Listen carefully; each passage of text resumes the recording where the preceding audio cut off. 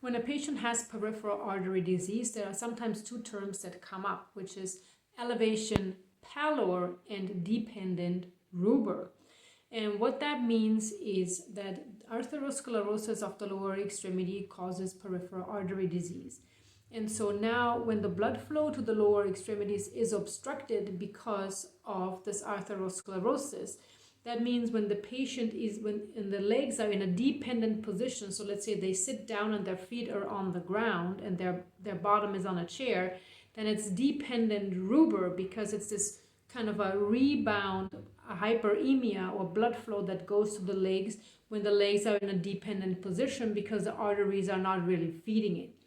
When we have the elevation pallor, so now the patient elevates the legs and there is some problem with pumping the blood into this elevated position because now we have to counteract gravity. That's when there is obstruction in the blood flow and there might be this